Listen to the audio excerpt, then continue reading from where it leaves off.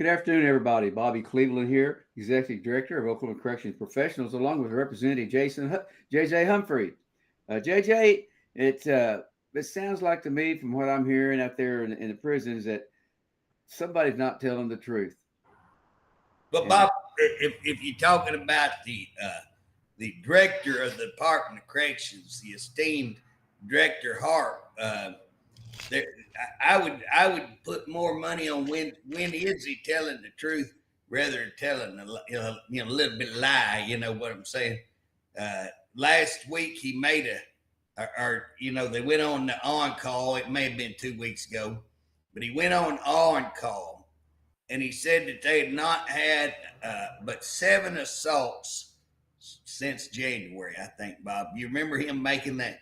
We commented on it a week or two ago. And so this week we really went out and really tried to find, assaults on staff. And guess how many we got, Bob? I bet you, I would say we got at least 20.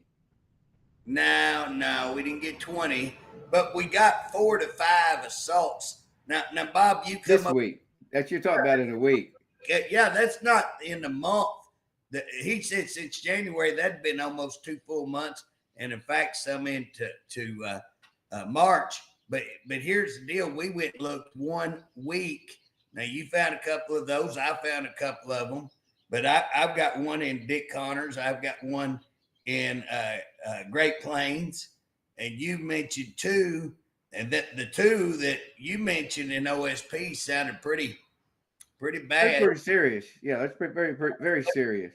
And then, of course, last week we were told about assaults on staff. So, Bob, in a less than a 2 week period, so in really about a week period, we have got 6 or 7 assaults on staff.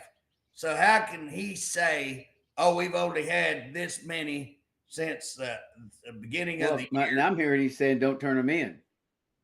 Well, Bob, while we're on it, let's just talk about that. Let's talk about the incident that happened. Now, guys, we're reported this, and Bob, I think you'll agree with me that the director has done one thing successfully.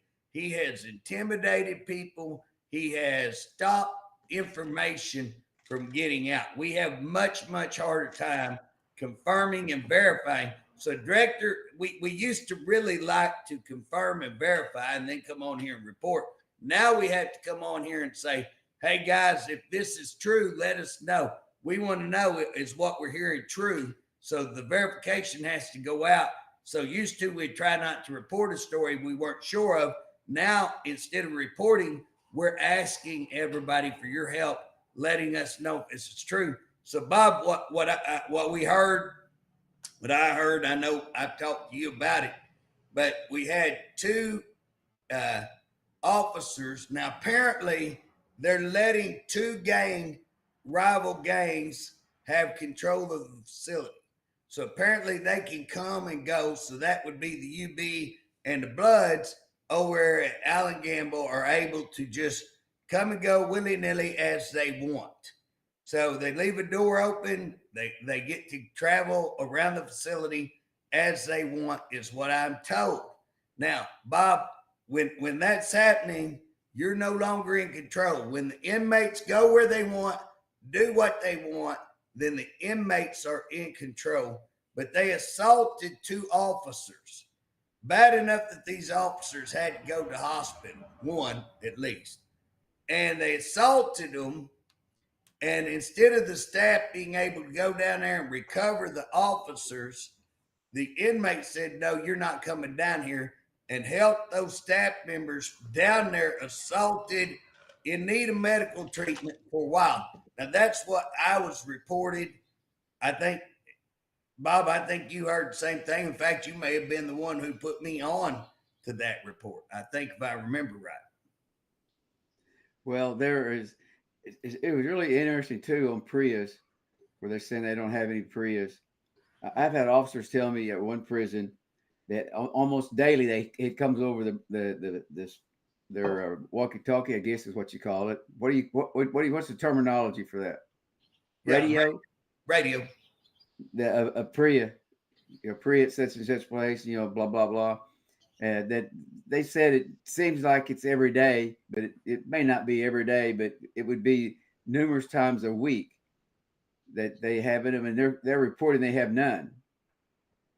Well, Bob, it's amazing that we just had a reporter she did an awesome job on all those rape things that we reported on. Oh yeah, Frontier. Frontier Ashley. And Ashley wrote a follow-up report to all of those rapes that we turned in and did it on one of the girls that we reported for. And one of the things that just shocked me out of that interview or that report that she did is how A.G. Drummond has come in and said, well, JJ didn't ask. He asked, had they been investigated? We went and looked and they were investigated. Now, that's a lie because I called them and said, did you talk to the whistleblower? No. Did you talk to the whistleblower? It's the one who reported all this. You never talked to her. Did you talk to any of the witnesses? Did you talk to any of the victims? Guess what the answer is? No. Then how did you investigate? How do you do an investigation and then come back and say, well, JJ just asked us to look and see if it had been investigated? That's a damn lie. I didn't ask you to look and see if it had been investigated. I asked you to investigate it. And by the way, I doubt Drummond listens to this, but if any of his employees, and I'm pretty certain some of his employees do listen, but if any of his employees listen, you might advise him. I have letters that you have to say you accepted through email. It's certified email. And I've got a letter laying it out. Hey, you hadn't done this. You hadn't done this. You need to check this. Would you please investigate this? Laying it out that Harpe had called and said that he had him in his hip pocket. I've got all of these, heads of agencies, including the AG with me. They stand with me. Yeah. So again, it makes it look like Harpe saying he's got, or it does to me, Bob. I don't know about anybody else. It does to me. Makes it look like he's saying that he's got the AG in his hip pocket. And apparently he does, because they surely didn't. They didn't investigate anything. Yesterday I got a haircut, and the girl was telling me about she come from Mabel Bassett, and I think she served 2.5 years. And she was telling me about different stories on rapes that's going on there, and nothing can be done about it. Right. Well, and again, these PRIAs are being turned in, and they're lying about them, or just like in this, where we're talking about the officers being held hostage down there. I mean, that's what it is, Bob. When the inmates have you and they won't let you go, and when they won't let the staff come back and pick you up, that's called you're a hostage at that point, okay? And the deal is, I'm told they finally released those two officers. Officers had to be taken for medical treatment, and I was told that those officers were told not to report or to change their report, and not report that they were assaulted like that. Well, JJ, I guess if you don't report it, you're told not to report it. That means it didn't happen. So we're running good here.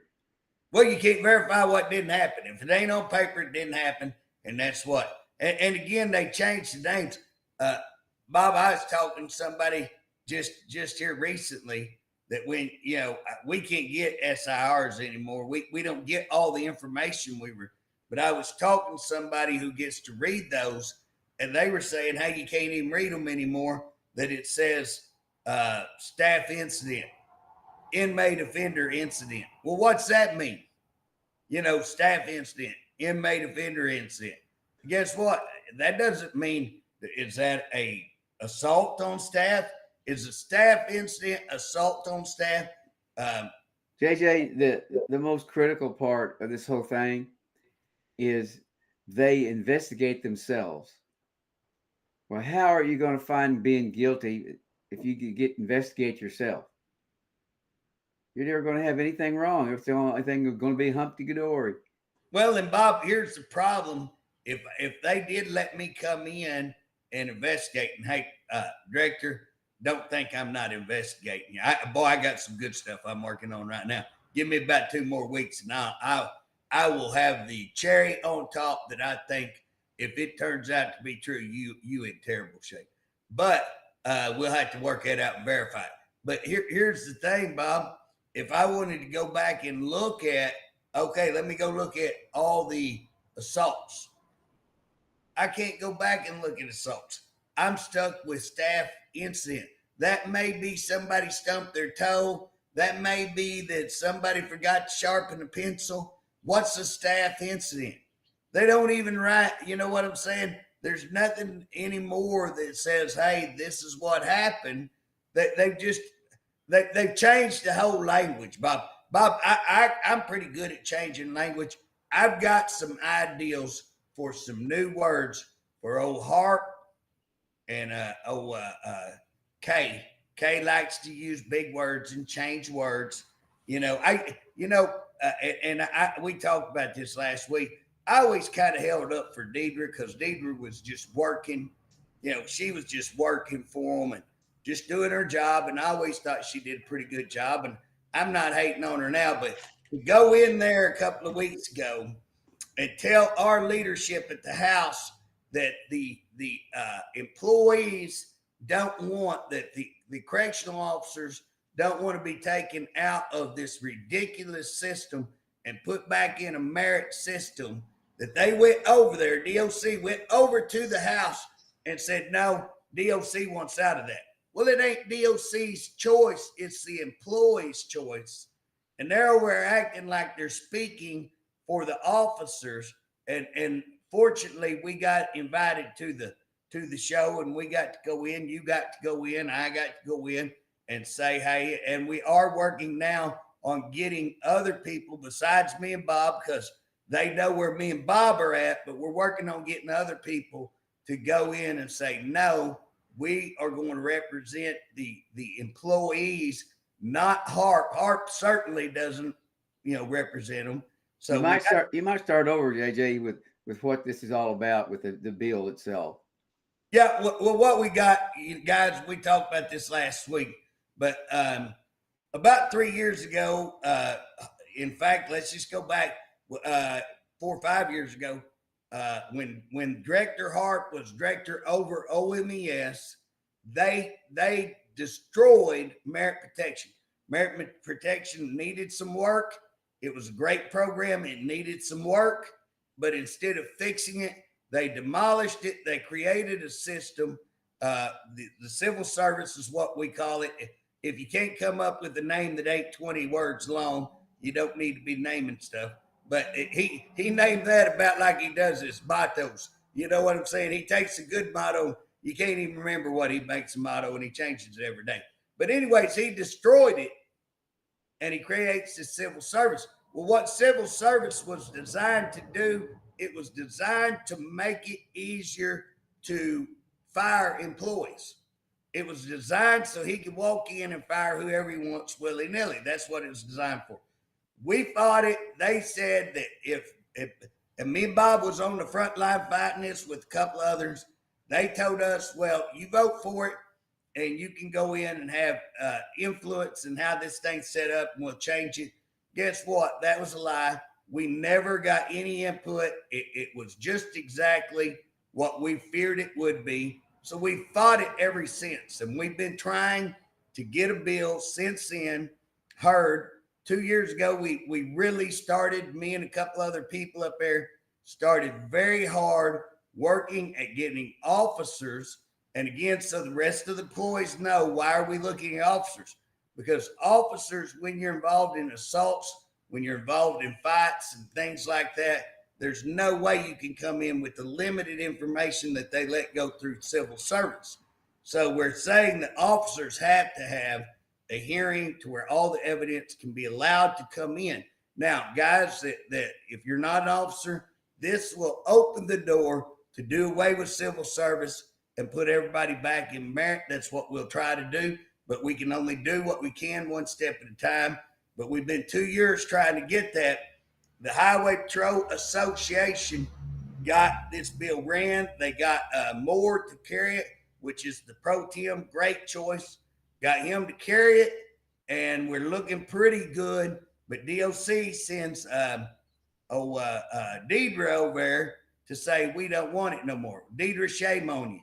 I've got a lot of, I like you, but when you go over and tell a flat out lie, your credibility is ruined. And that's where I'm at. When you go over there and throw all your other employees under the bus and you tell lies, then you have no credibility with me. And that's what happened. We were able to come in behind that and say, we represent the employees. We're going to get other people so that it's not me and Bob or Don. They're going to say, well, Bob and JJ just hate us and blah, blah, blah. Nope, we're going to get out of that. We're going to get some other people to come in and be able to speak to this. I'll give you an example of a person that we're wanting to try to do that. Luke Pettigrew is a member of OCP. He would be an awesome person to represent and speak on behalf of the employees. And so him, Ramsey, who started OCP, was one of the original. I don't want to say Ramsey started it, but he was one of the original founders and starters. And I would tell you, I talked to Ramsey a lot, and Ramsey knows his stuff. He knows when you're talking DOC, very seldom. Ramsey's got a different approach than me. He's not. I'm a bull in the china cabinet. I wouldn't call Ramsey a soft. You know what? Ramsey will tell you his opinion. You know what I'm saying, Bob? I mean, Ramsey can stand up for himself. He's not quite as abrasive, I would say, as I am, which is a good thing. He will be a good person to represent us.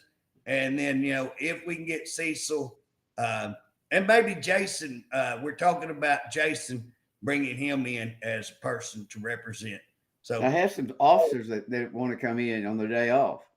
Yeah, I mean, if some of you guys want to, you can call us. Hey, we want you to participate. We want you to participate. But what we're doing is we're going in there and saying, hey, this is not true.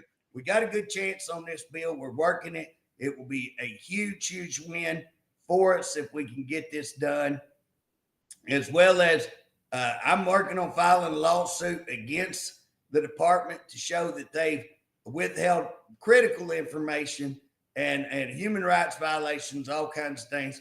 So we got some things going on that hopefully come out pretty quick. But Bob, I do want to get back to this deal where they help these officers, what I call hostage. Now, I know that they won't call them hostage. So I've come up with a couple of words. They like group disturbance. So that's just another classy word for we had a riot, but we're not going to call it a riot. They got walk away for escape. How about instead of hostage, we use delayed recovery? Delayed recovery. Delayed recovery.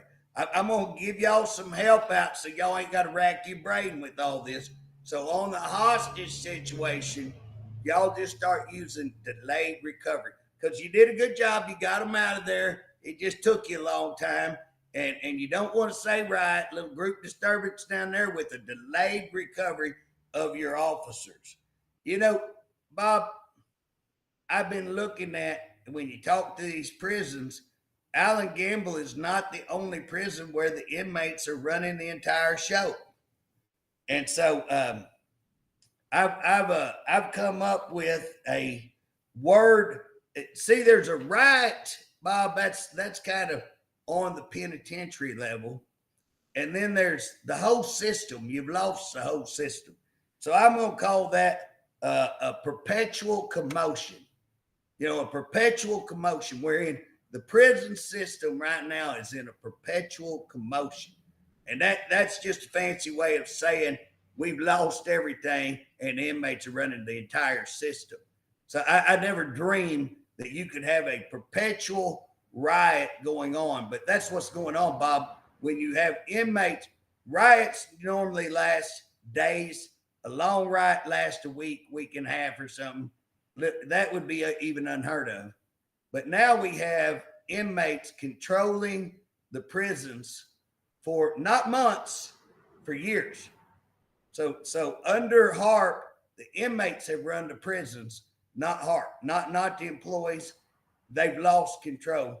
And again, it's going, in riots, Bob, you have to invite the National Guard in generally.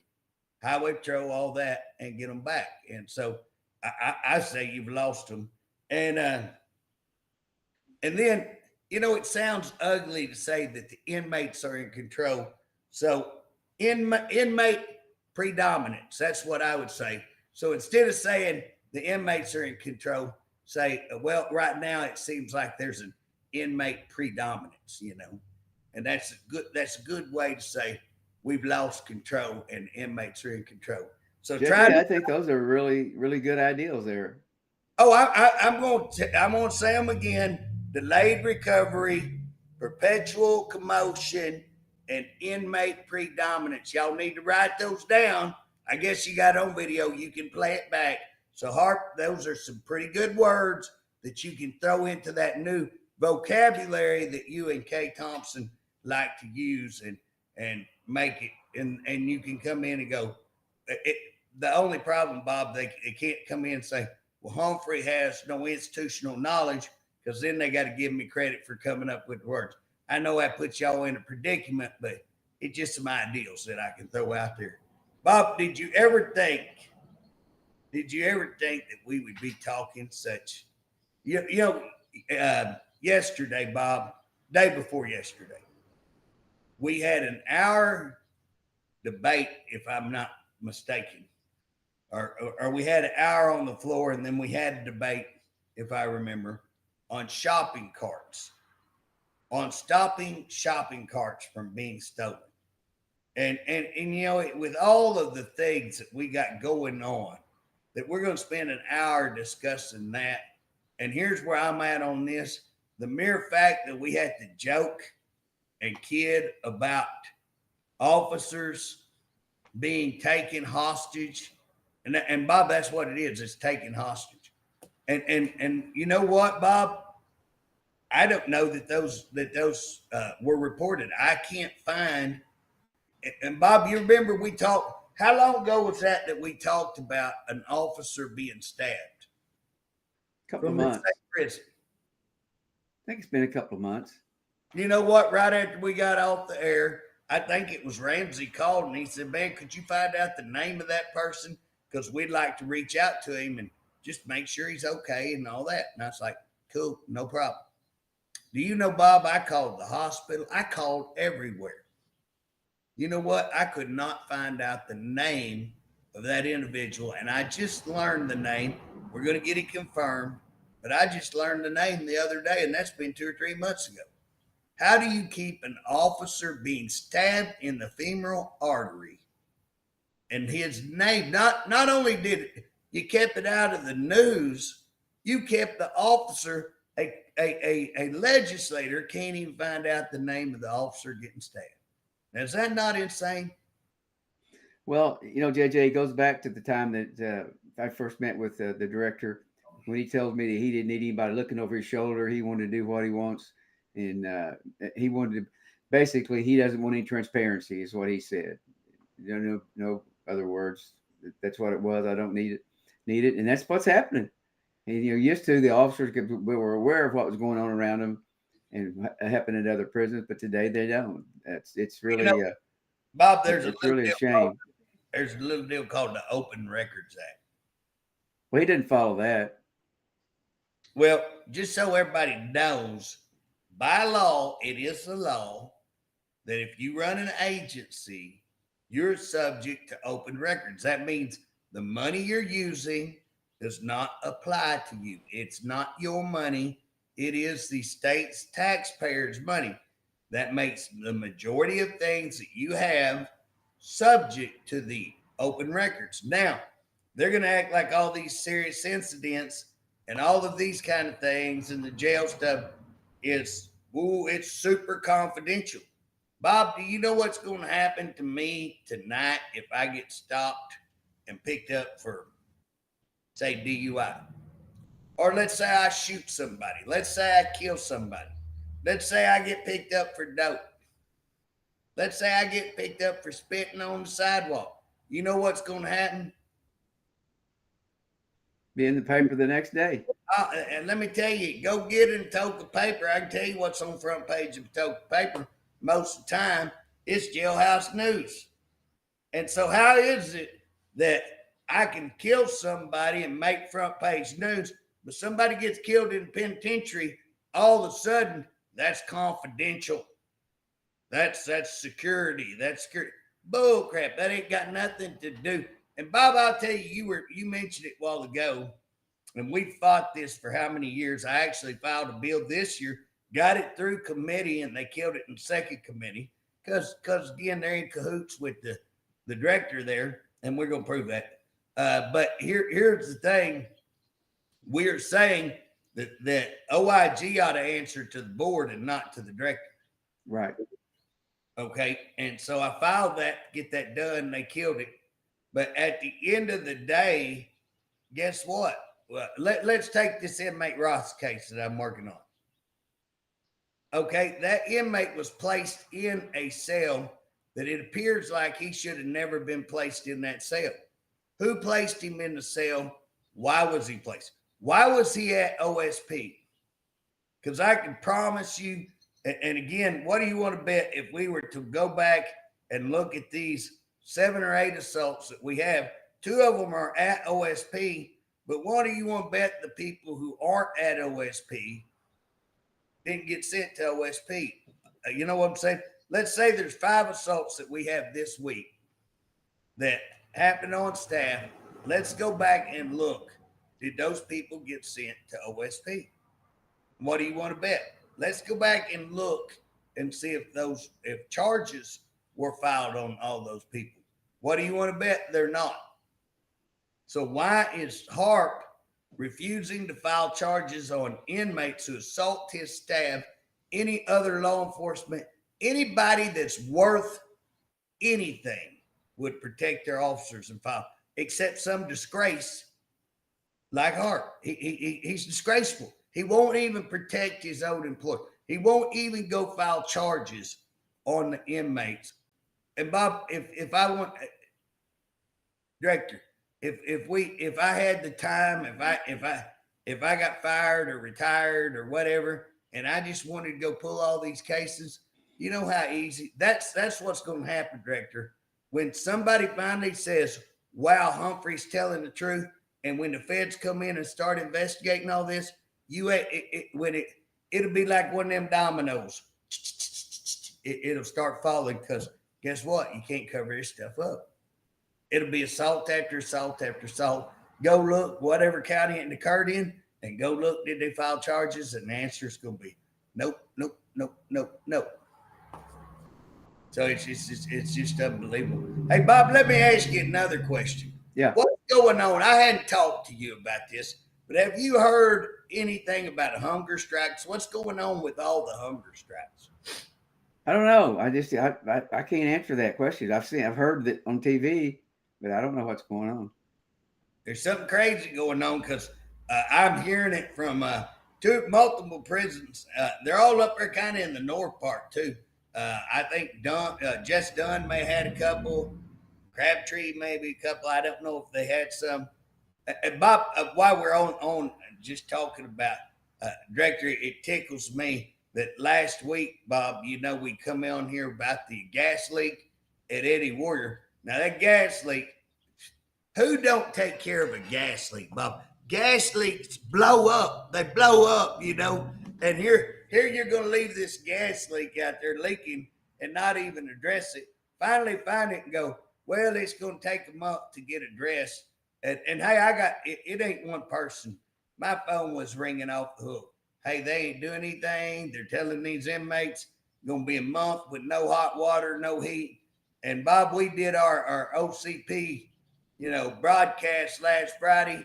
And hey, before we barely got off the air, they were making video. We're out here doing a great job. They had news articles and all that. I laughed. I said, well, we managed to get a little movement right there. So, Director, I do appreciate that you finally got down there and took care of those women and get them a hot shower. You know, that's a good way to have a ride at a women's facility.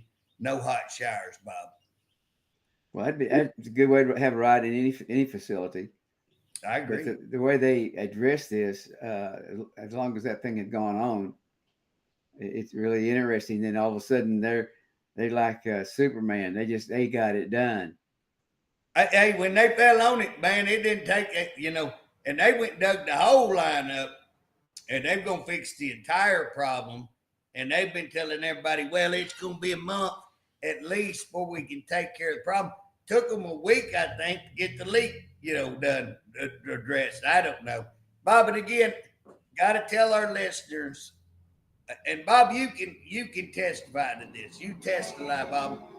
But we always in the past we would hear stuff, and Bob would be like, "Let's go out on this. Let's report this week." And I'd go, "No, we need to verify that. We got to verify this. We got to verify that. We don't want to go without verifying it." And finally, in fact, it's not been very long ago, Bob, that we finally just quit saying, "You can't verify it." You just, he has done an awesome job of making it. Just don't report it. He understands. Well, we're having trouble here. I think we just went off. Did we go off? Yep. Well, maybe we'll come back on, Bob. Well, we just come back on. Okay, we're back on. Maybe it's just my laptop. Just that little glitch. Okay. Bob, you know what I was thinking, though, while we had that little glitch right there?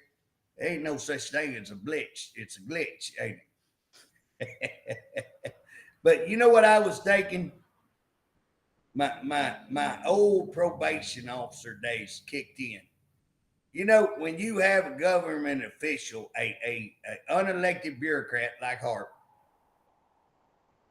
who does not want to be transparent, who starts off saying, "I don't want to be transparent, and I don't want you looking over my shoulder, and y'all look into too much, and I want you out the door." Yeah. Okay, what would that make you suspicious, Bob? You got something to hide.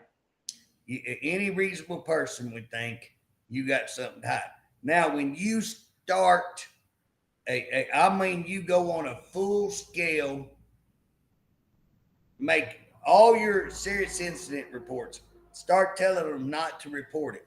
Start changing the way everything gets reported. Where nothing goes, communication goes up. Everything is shut down on communication, which is the way they should be operating. That's your operations. And when you disrupt the operations by shutting down shared information, when you turn your SIRs and start becoming so vague, and when you start changing wordings that mean something, and that you openly lie, then what would you, all of a sudden I'm going, wow, man, this guy's got something really, there's got to be more going on, Bob. There's got to be more going on. Why would somebody do that much hiding? Well, JJ, it's interesting that you spend so much time on you and I. They spend so much time on you and I, trying to discredit us, making things up. If they would just put the time and effort into trying to make our prison system better and protect our officers, we'd have more people. We'd have more people we could hire. Well, here's the thing. You know what, Bob? If the director would have jumped on that rape stuff and investigated that and cleaned that up, he'd look like a superstar. He would look like a superstar. If he'd jumped on that showers incident and jumped on that he had an opportunity for that to ever come out, he would have looked like a superstar. He could have come out and said, I, working with others, found out, I received information and found out, and I went and took care of this, and bam, he could have looked like a superstar. Why would he not?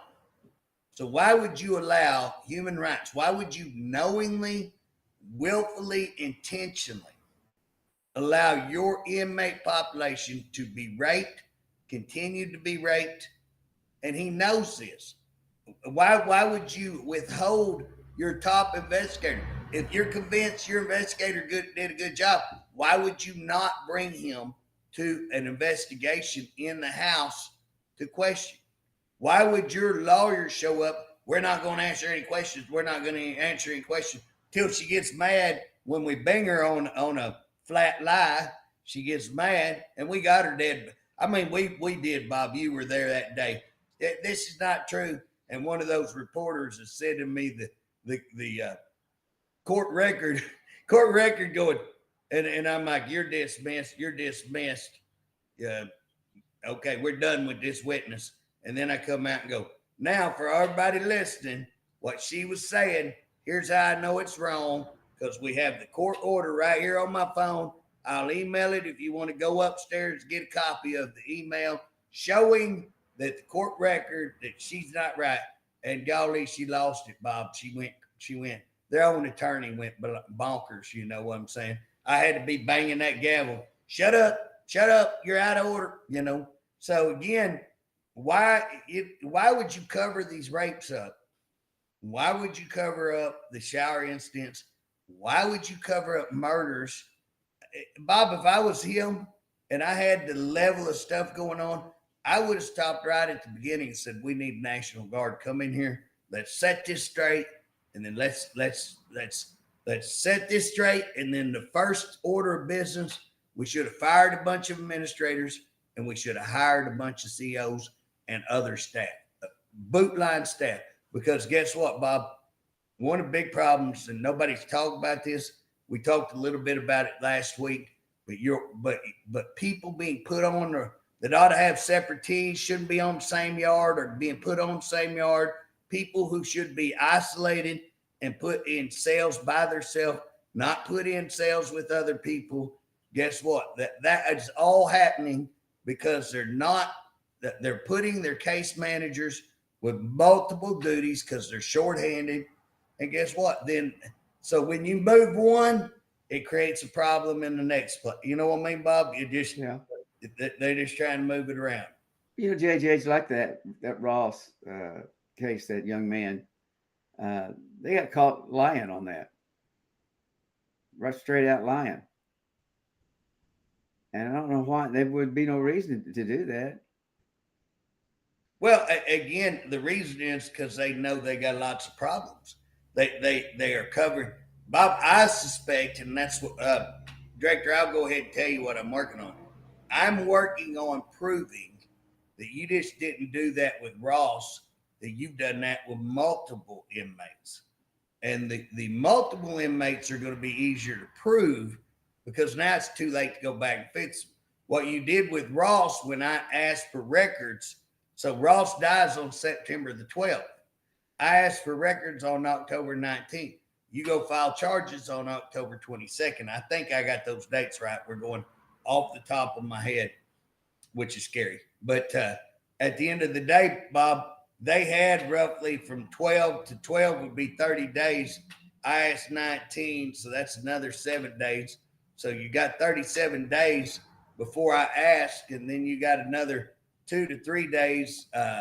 So 40 days roughly. You got 40 days. When here's the deal, the guy was in a cell with one guy. It shouldn't be hard to file murder charges on that one guy. You should have had that done, I suspect, much faster than 40 days. They wrote in there that they were going to give him a either class 3X, X3, I forget how it's worded, 3X, I think, or X3. And here's the deal. That's what they're saying. He's going to get this. I believe they never intended to file charges on him. I believe once I started digging around, they filed charges. I could be wrong.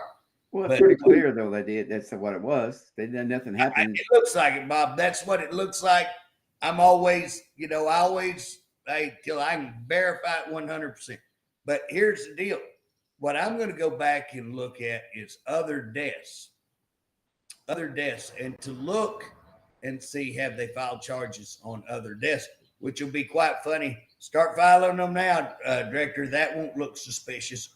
Oh, a year later, they filed charges, That'll really kind of confirm what I'm talking about. So either you did and I'm wrong, or you didn't. And if I'm right, that's going to be scary. If I could go pull 29, 30 deaths and look into those 29, 30 deaths, what I'm going to do, Bob, I'm going to look at what deaths are homicides. So I'm going to pull up homicides And then what we're going to do is find out where those homicides occurred. And then what we're going to do is to go into those counties and see if charges were filed. Takes a little time, a little work. As soon as I get this lawsuit filed on you, Director, then that's my next big venture that I'm going to do. Well, JJ, I think we know pretty much that about half of the inmates have mental health issues. I would say that a lot, and Bob, a lot of that, we've got a different drug that we're seeing now. You've got these K2s that are synthetic, totally different animal than what we were dealing with when I was in active law enforcement. You've got fentanyl, which hopefully a bunch of it's going to get shut down coming across the border. K2, I don't think will be. I think that's a problem we're going to see keep going on, and we might see it increase. But again, a lot of this stuff has fentanyl, and you're seeing these mental health problems and severe addiction. You know, what you saw before addiction, man, you're seeing this fentanyl is addictive stuff. And so again, you're seeing all of these problems, increased extortion because they're getting in debt and they're having all this. And sometimes, Kay talks about like on the extortion. Bob, we had some extortions this week too. But when you look on those extortions, Kay's talking about, well, often the inmate is involved in that. Well, yeah, they're involved in it. They got a dope problem and they're extorting them for dope. That's why they're calling the mom, you give me $5,000 or we're going to kill him. And maybe or maybe not, that inmate may be in on it, may not be in on it. Either way, it doesn't matter. It's still extortion. And they're acting like, well, he needs killed if he did that, or well, he's got a drug problem. They're supposed to be trying to help him get off of dope, not going, well, he caused it himself, so they can extort him. And the family, I guess family just pays because it's his problem. I mean, I listened to her on an interview, and that's more or less the way she come off to me. Yeah. It was unbelievable. It's just a normal thing in prison. Well, Bob, one thing we haven't discussed much, we didn't discuss this last week. We actually had Friday. I think this happened last Thursday, but we didn't discuss the beheading down there at Lawton, which is pretty horrific. And my understanding was that was a severe mental health person, like we're talking about, a mental health issue. And so again, I think it's pretty interesting that you've seen all of a sudden we were seeing nothing happen at Lawton, and all of a sudden you're seeing things happen. I think that's because they're dumping inmates on them that they're back to giving pretty piss poor. And again, when I say piss poor, high risk, piss poor shouldn't be a word they use. High risk inmates on that facility. And I've just got so many questions on that, Bob. You know what I'm saying? That facility just is. I will tell you, Bob, and I know I discuss this a lot, but Bob, my brain is racking. How can the director allow himself and the governor allow himself or themselves to get in a place where they have 2 contracts, 4,000 inmates? I think I'm right on all this. Again, our leadership is clueless. They're in the House and Senate. They're clueless because I watched their budget meeting the other day. And he mentions buying this place, I think, for $314. And one of them asked him, well, can we build a new one? No, it costs more. Nobody says, well, can we see the 3 bids? Who did you go to? How do we know it costs more? What would that cost? Where would you look at putting it? What's the cost compared to building a brand new one, to one? How many bed spaces was this one you're saying so expensive going to cost? What kind of facility was it? Was it a medium, maximum, minimum? What, because Bob, one of the things that we could do, we could invest in more minimums at a lower risk. And there's ways that you can up your minimums that you have right now to mediums, and then use your high mediums right now as maximums. There's a way you can turn all that around. There's a way we could go back out and take over some prisons. guess what? We've got, and I'm trying to get the mental health Tallahassee Hospital. I took them down there 2 or 3 years ago. I took DOC down there. Y'all need to get this place right here. They've got Pauls Valley. We could get Pauls Valley. They could go back out there, Fort Supply, and get that prison for nothing and put some money in it. And guess what? Hell, I mean, if you want to build a new prison right there, 40 million is what they were talking about refixing that. 40 million versus 314. You know what I'm saying? How much more could you? I just named you spots where we could have all those 2,000 in that one for probably less than a 75 million, most likely. And yet, you know, guess what? They're $314 million on a 30-year-old prison that has a lot of problems. So, Bob, what? And again, here's what's funny. Bob, think about this. You're a businessman. A lot of people don't know it about Bob. Bob ran very, very, very successful business for many, many years. And so, Bob, if you were going to look at bidding so you're going to have options: build a new prison, lease this one, buy this one. But now you got two of them. It's not just one. You got two with 4,000.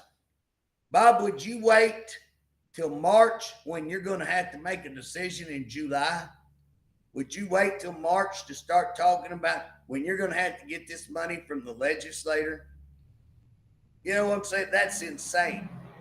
Or I guess they discussed it in January, but nobody did anything that I know of, unless they're back alley. And it's completely, Bob, you know how they do stuff up there. I mean, they probably got some back alley deal worked out. But here's what they're doing, Bob. It looks like to me. It looks like to me that they are putting the legislators in a bind. And I talked to a couple of legislators the other night who said, well, if they come out and say they want 314 million, we're not doing it. And I said, really? Y'all think y'all won't do it? I said, what's the option? What's the alternative? They said, what do you mean? I said, 4,000 inmates. Y'all going to turn 4,000 some of the most violent inmates you got, you would turn them out? Where are you going to go with them? You don't have the bed space. You don't have the medium and maximum facility bed space.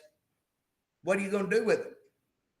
I'm going to tell you what you're going to do. You're probably going to buck up and pay $314 million because the governor and Harpe purposely played y'all for chumps and made you and put it in there. And so, Bob, I'm calling it out today. That's what I believe they're doing. And when it happens, I'm going to jump up and go, y'all got played. Well, they'll probably do it like they've been doing, is no bids, no nothing. They'll just do it. Well, Bob, they can get away with a couple of 100,000 at a time, $1 million, which again, $90,000 salary, $100,000 on his office that they did illegal. All that appears illegal. Some really hinky stuff on some contracts and stuff. Okay, I've turned all those in. Hiding $43 million that we got for a race. Did you know those legislators didn't even know that we found that $43 million? It's like, how can people not know that? But nobody really knows that we caught them embedding more than that. It's about double that, really, Bob. But $43 million, and it's not made up money. We got the raise. And we got the raise. This is every year. This is $43 million from that time going forward. You guys got a raise, and it's went for the last few years. Now, how in the world can we find that? How, if you think they can't hide millions and millions and millions of dollars, we found that, and has anybody given us credit? Instead, guess what? They went after us like gangbusters. And really, I don't say I got along with Crow. You got along with Crow super. So I don't really say they had it hid. That's where we found it under that administration. But they were workable and helped us get it into a race. So I won't go after them too hard, although they did have that amount of money hid. But now, if they're able to do that, I would suspect this cat. I wouldn't put nothing past this cat. Yeah, Bob. But to try to swindle $314 million. That's going to be a pretty, try to sweep that right on past the legislators or throw it in their lap that we ain't got. And that's what they'll do, Bob. I don't go to caucus a whole lot because I just got sick of being told what I was going to do, what I wasn't going to do, and be brainwashed. But here's what they're going to do. They'll walk into caucus. Well, we got 3 choices, and the first 2 don't count. And boy, it's terrible. We should be mad. And we're going to get to the bottom of this. But here's what we got to do. We got to go in here and vote on this budget and give them $314 million because we ain't got no choice. That's all we got to do. And I know y'all don't like it, and you know what? They'll get 90% of the vote. Yeah, you're right. And it's just like, wow. And again, why have you not heard? If we've known this, they entered into the contract last year to have 1 year.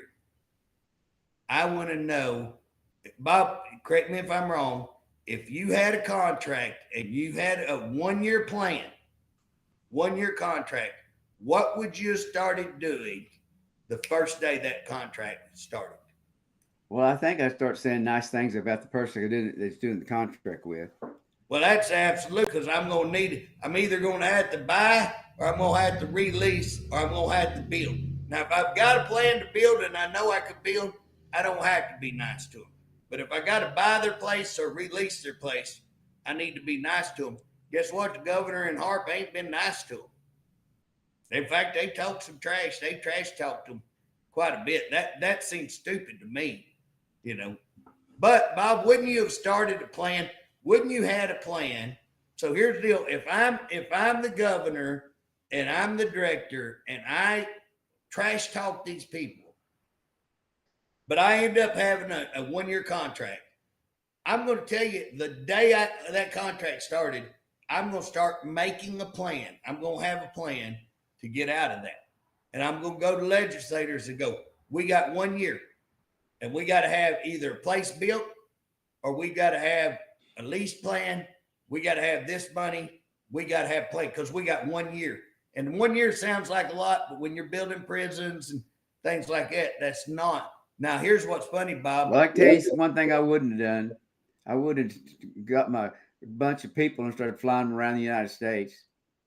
Yeah, I wouldn't be out of town every week or so. Now, he said he's just out 1 week a month, but we found out he wasn't telling the truth on. And Bobby, he went out on that media report when I did that press release and called me a big fat liar on his travel. Said JJ's lied about travel. I'd have to go get that report, but I'm pretty certain I'm right on that. And he got busted. How do you come out and say I'm lying when Fox News busted you lying on your travel? And you sent me a report because I did a follow-up and asked for open records. And he come out, and I have your report, your media report that you said you only spent $5,000. And then I have the open records that I've got that are thousands, many more thousands than that. Fox did it. How do you do that, Bob? How do you just come out and call somebody else a liar when you know they got all the proof on it? It's just, that's sad. That's just wrong. That's sad, Bob. Well, we know for a fact that there's non-transparency, that he doesn't want transparency. He doesn't want anybody questioning anything he does. He wants to go do what he wants to do, fire anybody he wants to fire so he can hire somebody else. He just realigned the prison system, all the different agencies within the prison system. But I mean, I got a question. How is that going to affect, how does that help our officers and our inmates? Well, it deleted a lot of programs. We don't have the programs that we used to have. We deleted a lot. We have some, but we don't have even come close to have all of our facilities has a drug policy. They're not doing anything on rehab or training. I mean, they got a few programs. I don't want to say nothing. No, they got a few programs, but they don't have the many as we've had in the past. And here's what's funny, Bob. They use all these mottos. We change lives. We do this. So they really dig down like to the public, like, boy, we're really pushing helping inmates. If you look at his on-call where his survey told him that all his staff thinks that he puts inmates above them. And so again, they push like this big thing, like we're doing stuff for inmates, but inmates are being killed, inmates are being raped, extorted to a level nobody can even dream. So how you even, if that's your claim that we're doing all this, but really in reality they're doing right the opposite, and yet they're treating inmates, they're letting inmates run the show because they know they can't run the show. Inmates are in control, and that's why the staff are bad, because guess what? They're out of control. And again, Bob, I'm wondering, and I may be wrong, Bob, I'm wondering if he uses the inmates and manipulates them around to make a certain prison look bad or to cause violence. And again, I'm not saying he purposely had this guy's head cut off. That's not what I'm saying. But I'm saying that I think maybe they purposely put high risk, violent inmates that they know are going to cause a problem at that facility to make that facility have a problem. So when it comes time for these legislators, that guess what? Oh, we got a guy with his head cut off down there. Well, yeah, because you put people down there. Now, how do you do that, Bob? When you say the governor and him come out and say, this is the worst prison, this is a terrible prison, we got to end this, and we got to do 1-year contract, we're getting away from them. But yet then you go around there and put inmates that are high risk. What are you doing putting inmates in a high risk prison that you said yourself couldn't handle it? So what's the deal with that? I scratched my head on what are we JJ, we've got about 1 minute left, so go ahead. Well, Bob, what do you think? Am I wrong on that? No, we're not wrong at all. I mean, we ought to at least be able to ask a question. It does appear like it. Guys, if y'all got any insight on that, let us know. Hey, we're talking about doing a bunch of things with OCP, talking about maybe having a hamburger cookout and maybe trying to get people where we have a more central location where we can have people come and have discussions. I'm talking about having some legislators meet with us that you could walk in and get to talk to legislators and share your concerns with them. We're going to start trying to put together a team like we talked about with Luke Pettigrew. And man, he'll be an awesome addition. We're getting some help from some of those people who originally started. Jason Lemons would be willing to come on board. These are great people in corrections. We want y'all to join. It's time to fight this disaster of a regime. It's time to take prisons back. It's time to take our agency back. And it's time to get this mess straightened up. So we're here to help. We're here to help. And you know, what we're going to get that motto song, Bob, helps on the way. Yep. Well, hey, I surely thank you, JJ. I appreciate you, Representative, for everything that you do. And I know you're on the call and you'll answer anybody's call, and you work with, just want to do things right. And OCP, we've got to keep growing.